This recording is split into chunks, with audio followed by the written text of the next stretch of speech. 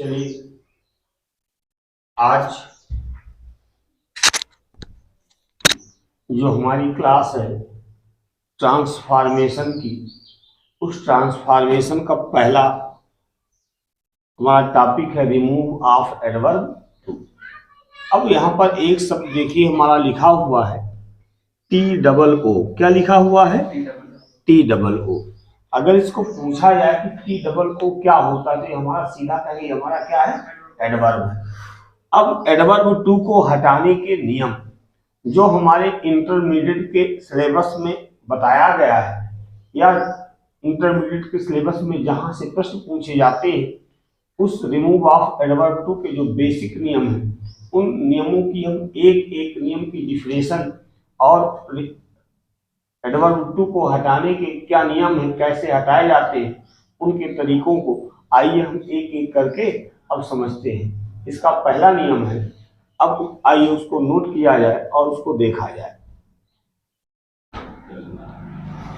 अब इसका remove of adverb to का पहला नियम है, इस नियम को यहीं पर समझ लेते हैं, यहीं पर कंप्लीट हो जाएगा, ज्यादा मेहनत करने की आवश्यकता नहीं है। पहला नियम है कि यदि वाक्य में एडवर्ब टू, देखिएगा ये हमारा वाक्य है, ये पूरा ये यहां से ये हमारा सेंटेंस है ट्रांसफॉर्मेशन का, और इसमें नियम क्या कहता है? यदि वाक्य में एडवर्ब टू कौन सा होता है? जिसमें टी डबल ओ लगा होता है। एकदम ध्यान से सुनिएगा, पूरा एक ही एग्जांपल में कंफर्म हो जाएगा। कहता है यदि वाक्य में एडवर्ब टू का प्रयोग हो, है एडवर्ब टू का प्रयोग कि नहीं? फिर कहता और उसके बाद एडजेक्टिव लगा हो। अब इस वाक्य में एडजेक्टिव क्या है? इस वाक्य में एडजेक्टिव क्या है? एडजेक्टिव लगा हो या एडवर्ब लगा हो, लेकिन विशेष रूप से विशेष आई एम, मैं हूं, क्या हूं? बहुत ज्यादा बिजी। ये हमारा क्या है? एडजेक्टिव है। I am too busy. फिर उसके बाद कहता है उसके पश्चात इंफिनिटिव टू का प्रयोग हुआ हो। अब काहे के पश्चात? एडजेक्टिव के पश्चात। एडजेक्टिव के पश्चात ही हमारा क्या है? Infinitive to. तो ऐसे वाक्यों की ट्रांसफॉर्मेशन बनाने के नियम हैं। क्या करते हैं? पहला देखिए, एडवर्ब टू के स्थान पर क्या लगा देते हैं? सो। तो हम सो कहां पर लगाएंगे? टू के स्थान पर, एडवर्ब टू के स्थान पर हमने यहां पर लगा दिया क्या? सो। और आगे जो लिखा है उसको उसी तरह लिख लेते हैं, हो जाएगा हमारा आई am so busy. I am so busy. कहता है एडवर्ब टू के स्थान पर सो का प्रयोग करते हैं, वाक्य में प्रयुक्त एडजेक्टिव के बाद दैट लगाते हैं। मतलब जो एडजेक्टिव है उसको लिख लिया, इसके बाद क्या लगा देंगे? क्या लगा देंगे? दैट का प्रयोग करते हैं। दैट का प्रयोग हो गया। और फिर एक चीज देखिएगा, दैट के बाद फर्स्ट क्लास के कर्ता के अनुसार सब्जेक्टिव केस का प्रयोग करते हैं। हरदम ध्यान रखना, अगर दैट लिखा होगा तो दैट के बाद हरदम हमको सब्जेक्टिव केस का प्रयोग करना ही करना है। ठीक है ना? दैट सब्जेक्टिव केस मतलब समझते हो, सब्जेक्ट के रूप में किसी वर्ड का हमको इस्तेमाल करना है। अब दैट है तो दैट के बाद हम सब्जेक्ट क्या लगा दें, कहां से ले आए? तो प्रथम क्लास में आई एम टू बिजी यहां से लेकर यहां तक में जो सब्जेक्ट होता है वही सब्जेक्ट हम दैट के बाद में लिख देते हैं। तो क्या लिख दें? क्या लिख दिया जाए? आई एम सो बिजी दैट आई। और उसके बाद ये जो है अगला नियम, इन्फिनिटिव टू के स्थान पर, अब ये जो हमारा इन्फिनिटिव टू है ये भी हट जाएगा। इसके स्थान पर क्या लगेगा? कैन नॉट या कुड नॉट का प्रयोग करते हैं। अब कैन नॉट कहां पर लगेगा, कुड नॉट कहां पर लगेगा, इसको भी जान लीजिए। अगर वाक्य प्रेजेंट टेंस में है, I am too busy, is am are helping verb लगी तो वाक्य कौन सा टेंस हो गया? Present tense. अगर वाक्य प्रेजेंट टेंस का है तो क्या लग जाता है? और पास्ट टेंस का होगा तो कुड नॉट। तो आप बताइए यहां पर क्या लगा दें? इन्फिनिटिव टू हटाकर क्या लगा दें? Can not. तो I am so busy that I can not attend the marriage ceremony dot dot dot. Clear हुआ? कम क्लियर हुआ? एक और दे दिया जाए। अगला वाक्य देखिए,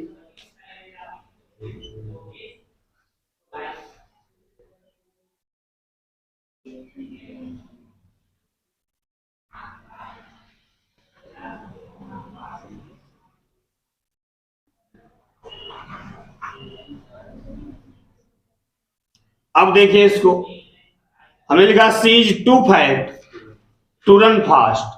अब यहां पर देखो एडवर्ब टू लगा है और इसके बाद क्या लिखा है, इन्फिनेटिव टू। दोनों टू लगे हुए हैं, इनको ध्यान देना क्या क्या कहते हैं। टी डबल ओ एडवर्ब होता है, टी ओ हमारा इन्फिनेटिव होता है। नियम है कि एडवर्ब टू को कहां बदल देते हैं, सो में। तो वाक्य हमारा हो जाएगा सी इज शो फैट। फैट हमारा क्या है, एडजेक्टिव है। एडजेक्टिव के बाद क्या लग जाएगा, क्या लग जाएगा, सी इज सो फैट दैट। अब दैट के बाद फिर हमको क्या लगाना होता है, कोई ना कोई सब्जेक्ट लगाना होता है। सब्जेक्ट कहां से मिलेगा हमको, फर्स्ट क्लास में। फर्स्ट क्लास में सब्जेक्ट क्या लगा है, सी। तो यहां पर क्या हो जाएगा, सी दैट सी। अब ये इन्फिनेटिव टू हटेगा तो क्या लगाएंगे हम, कैन नॉट या कुड नॉट। तो कैन नॉट कहां पर लगेगा, कुड नॉट, क्लियर है। अब कैन लगाए या कुड, क्या लगा दे, दैट सी कैन नॉट। उसके बाद क्या बचा, run.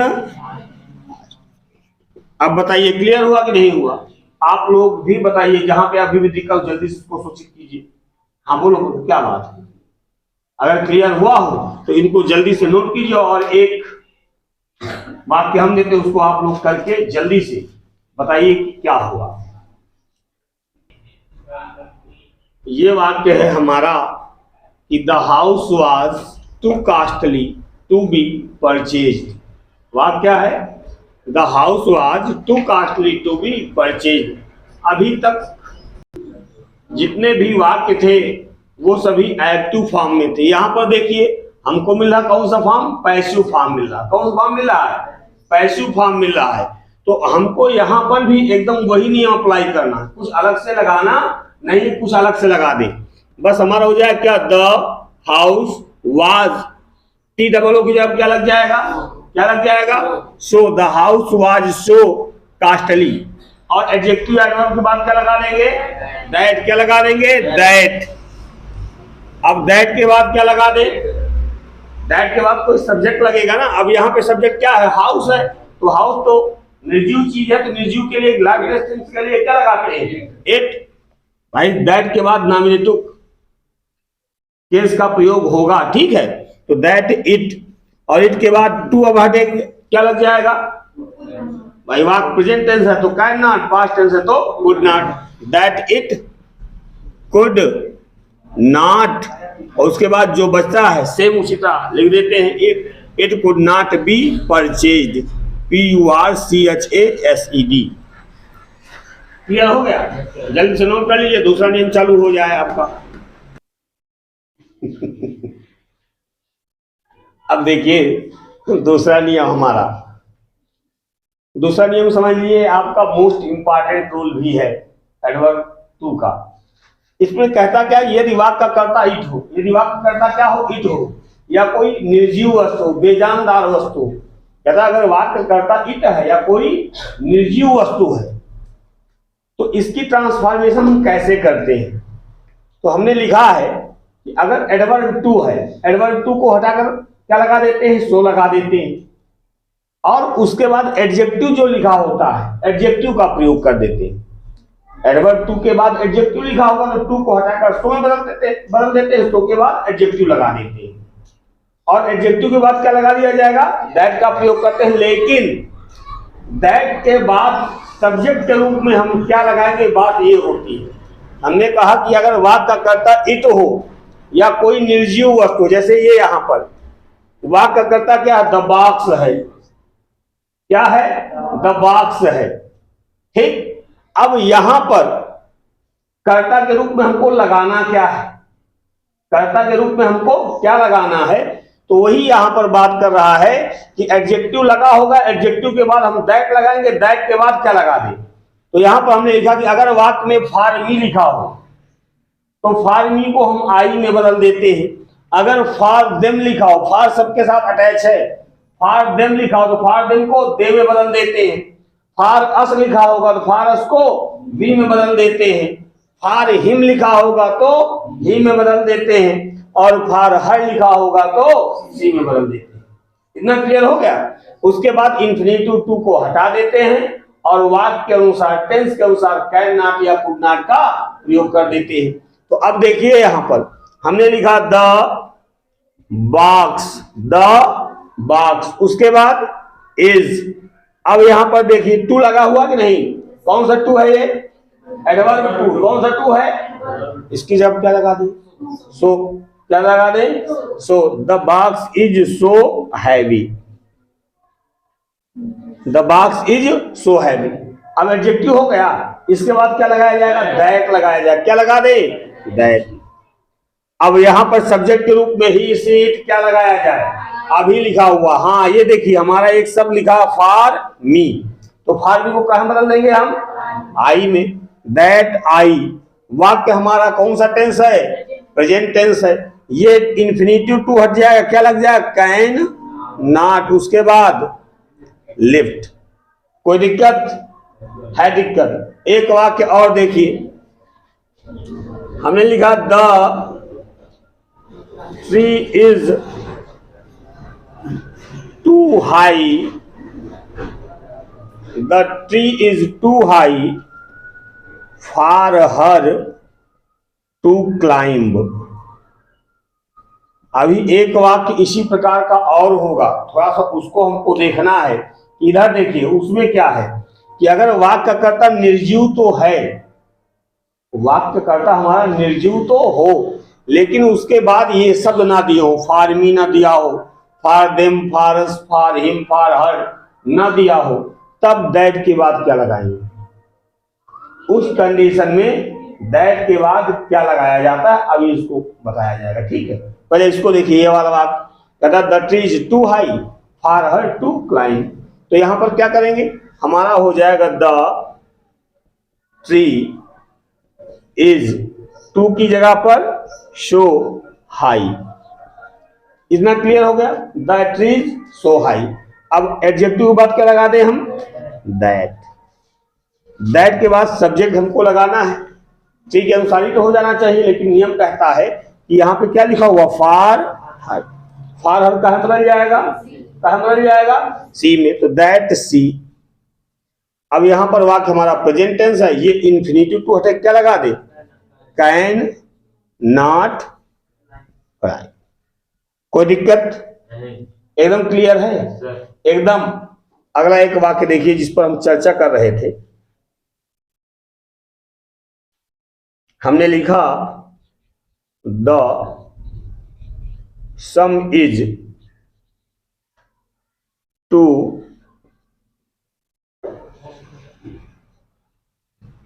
Difficult to solve, to solve. इसको देखो,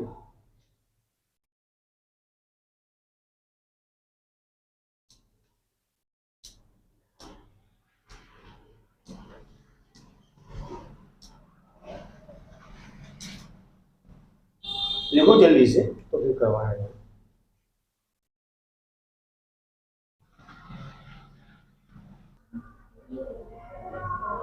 चालू करें, कर लिया आप लोगों ने, सही किया या गलत मिला लीजिए, ठीक। वाक्य कहता है, आ जाओ, the sum is too difficult, वाक्य हमारा क्या है, the sum is too difficult to solve. अब यहां पर समझिए कि अगर एडवर्ब टू दिया है, इन्फिनिटिव टू दिया है, दोनों टू दिए हैं, वाक्य का कर्ता निर्जीव हो, द सम, सम माने प्रश्न, है ना, और ये हमारा ये भी क्या है, निर्जीव है, और वाक्य में एडजेक्टिव के बाद for him, for her, for them, for me, for us ना लगा हो, तो दैट के बाद सब्जेक्ट के रूप में काहे का, किस शब्द का प्रयोग करते हैं, तो वहां पर दैट के बाद इन्फिनिटिव टू हट करके वन कैन नॉट या वन कुड नॉट का प्रयोग किया जाता है। कहेगा वन कैन नॉट लग जाएगा या वन कुड नॉट लग जाएगा, तो हमारा हो जाएगा द सम इज, टू की जगह क्या लग जाएगा, ध्यान दो, पहले समझ लो, उसके बाद इस टू के बाद सो डिफिकल्ट, डिफिकल्ट हो गया, और एडजेक्टिव के बाद क्या लग जाएगा, दैट,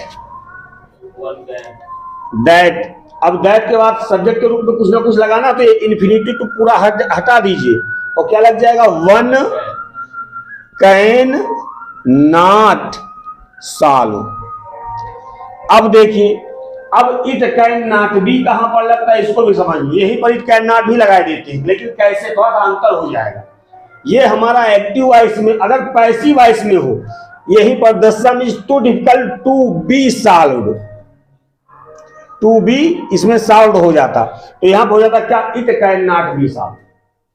क्लियर हो गई बात। अगर वाक्य हमारा का सब्जेक्ट निर्जीव है और एडजेक्टिव के बाद और इंफिनिटिव टू से पहले for me, for her, for him, for them subject के रूप में बनाने के लिए नहीं लिखा हुआ है, और एक्टिव वॉइस में वाक्य है, दैट लगाएंगे, एडजेक्टिव के बाद दैट का प्रयोग करेंगे और इंफिनिटिव टू को हटाकर क्या लगा देंगे, वन कैन नॉट या वन कुड नॉट का प्रयोग करके शेष वाक्य का लिख देते हैं। लेकिन अगर यही वाक्य पैसिव फॉर्म में हो, किस फॉर्म में हो, पैसिव फॉर्म में हो, तो वहां पर हो जाएगा इट कैन नॉट बी, भाई बी यहां पर लिखा होगा, फिर टू बी सॉल्व लिखा होगा, तो हो जाएगा it can not be solve. Clear हो गई बात, नोट कर लीजिए। उसके बाद अंतिम वाक्य हो जाए आपका ट्रांसफॉर्मेशन का एक टॉपिक समाप्त हो जाए। इस एडवर्ब टू का तीसरा और अंतिम नियम, तीसरा और अंतिम नियम, ये भी हमारा बहुत आवश्यक नियम है। इसमें देखिए एक बार और नियम को समझ लें, उसके बाद इसकी एग्जांपल करते हैं। कहता है यदि वाक्य में एडवर्ब टू का प्रयोग हो, ये वाक्य हमारा एडवर्ब टू का प्रयोग है, लेकिन कहता है एडवर्ब टू के बाद इंफिनिटिव टू का प्रयोग ना हो। एडवर्ब टू लिखा है, एडजेक्टिव या एडवर्ब लिखा होगा, लेकिन उसके बाद इंफिनिटिव टू का प्रयोग नहीं होगा, तब हम इसकी ट्रांसफॉर्मेशन कैसे बनाएंगे, इसका रूप परिवर्तन किस प्रकार करेंगे, आइए इसको समझते हैं।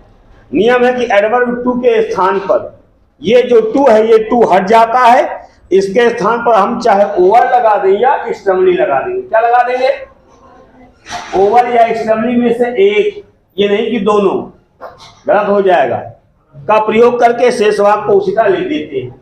मतलब टू एडवर्ब टू हटा दीजिए, ओवर या एक्सट्रीमली लगाकर पूरे वाक्य को उसी प्रकार लिख दीजिए। एक तरीका तो ये है, अथवा करके एक तरीका और लिख दिया है कि यहां पर टू हट जाता है, पूरा वाक्य पहले एक साथ लिख दीजिए और लास्ट में एक फ्रेज जोड़ दीजिए, क्या, बियॉन्ड द प्रॉपर लिमिट।